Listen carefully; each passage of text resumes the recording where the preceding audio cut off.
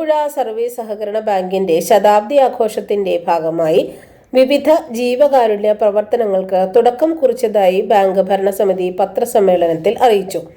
ആഡംബരമായ ആഘോഷ പരിപാടികൾ ഒഴിവാക്കാനാണ് ഭരണസമിതിയുടെ തീരുമാനം. 1925 ജൂൺ 14 25 അംഗങ്ങളുള്ള പരസ്പര സഹായ സംഘമായാണ് പ്രവർത്തനം തുടങ്ങിയത്.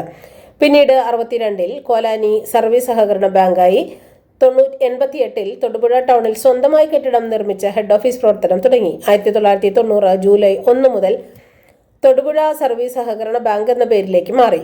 കഴിഞ്ഞ 30 വർഷമായി ലാഭത്തിൽ പ്രവർത്തിക്കുന്ന ബാങ്ക് അംഗങ്ങൾക്ക് ലാഭവിഹിതം നൽകുന്നുണ്ട്.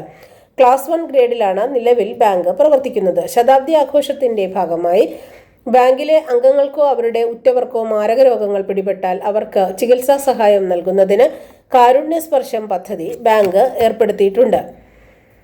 ക്യാൻസർ, വൃക്കരോഗം, ഡയാലിസിസ്, കരൾ രോഗം, ഹൃദയ സംബന്ധമായ രോഗങ്ങൾ എന്നിവ പിടിപെട്ട 100 പേർക്ക് കാരുണ്യ സ്പർശം ബെനവലന്റ് ഫണ്ടിൽ നിന്നും ചികിത്സാ സഹായം വിതരണം ചെയ്യും. ഇതിനായി ബോർഡ് മെമ്പറുടെ ശുപാർശയോടെ മെഡിക്കൽ സർട്ടിഫിക്കറ്റ് സഹിതം ബാങ്കിൽ അപേക്ഷ സമർപ്പിക്കണം. ബാങ്കിലെ അംഗങ്ങളുടെ പെൺമക്കളുടെ വിവാഹാവശ്യത്തിലേക്ക് 5% പലിശ നിരക്കിൽ മംഗല്യസൂത്ര വായ്പാ പദ്ധതിയും നടപ്പിലാക്കുന്നുണ്ട്.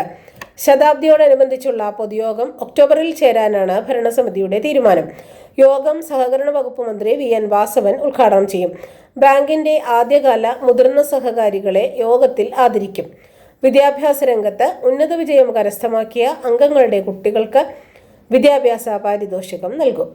ചടങ്ങിൽ വിവിധ സഹായ പദ്ധതികളുടെ വിതരണം നടത്തുമെന്ന് ഭരണസമിതി അംഗങ്ങൾ അറിയിച്ചു. പത്രസമ്മേളനത്തിൽ bank president Prashobha R Nair, secretary P Jayasree, ഭരണസമിതി അംഗങ്ങളായ ഹബി കാസിം, MC ജയൻ, PP ജേക്കബ് തുടങ്ങിയവർ പങ്കെടുത്തു.